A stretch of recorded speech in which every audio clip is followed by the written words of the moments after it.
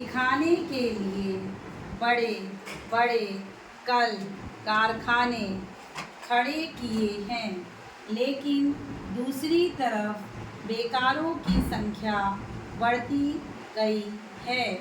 आज यह समस्या एक भीषण रूप में हमारे सामने आई है। यदि हम छोटे छोटे उद्योग धंधों को, विशेष रूप से कृषि से संबंधित उद्योग धंधों को बड़े बड़े शहरों में नहीं, दूर दूर ग्रामीण क्षेत्रों में नहीं फैलाते हैं तो इसके दो दुष्परिणाम होंगे। एक तो उद्योग का केंद्रीकरण होगा, दूसरे शहरों की जनसंख्या बढ़ेगी, जिससे अनेक जटिल समस्याएं पैदा होंगी। इससे हर एक आदमी को काम नहीं मिलेगा और हमारे जो पुराने उद्योग धंधे जीवन से संबंधित सामग्रियां तैयार करते हैं, उन पर बुरा प्रभाव पड़ेगा। लेकिन सरकार की ऐसी नीति रही है कि उनमें से बहुत से उद्योग धंधे समाप्त होते जा रहे हैं, जिसका परिणाम यह है कि इस उद्योग में लोग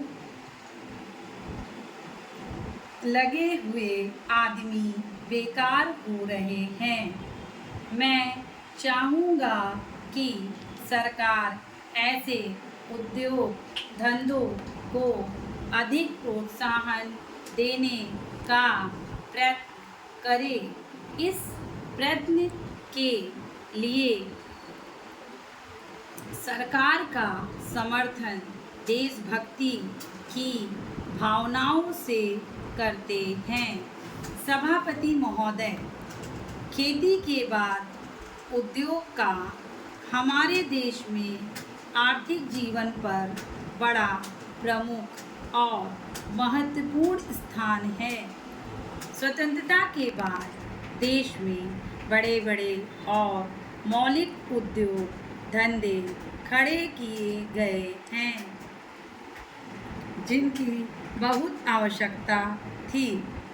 उस दिशा में अच्छा प्रयास किया गया है और उसमें बड़ी सफलता भी मिली है।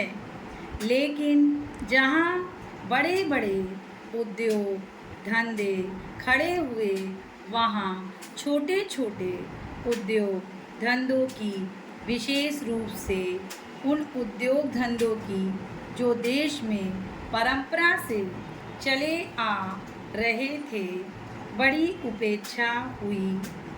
बहुत से उद्योग धंधे अपने पुराने ढंग से चले आ रहे हैं, उनमें कोई नया परिवर्तन नहीं लाया जा सकता है, उनका कोई विकास नहीं हो सकता है। देश की स्थिति को देखते हुए, विशेष रूप से ग्रामीण क्षेत्रों में कौन से नए उद्योग धंधे खड़े किए जा सकते हैं, इस बारे में कोई अनुसंधान नहीं किया गया है। खादी और ग्रामोद्योग स्थापित किया गया है। उसने खादी और कुछ ग्रामीण उद्योग धंधों को लिया, लेकिन उसकी भी कुछ सीमाएं हैं। बहुत से उद्योग धंधे ऐसे हैं जिनको प्रोत्साहन दिया जाना चाहिए था, लेकिन प्रोत्साहन देना तो दूर रहा, ऐसी नीति अपनाई गई कि उनके काम में बाधा पैदा हुई और उनमें बहुत से टूट गए। इसका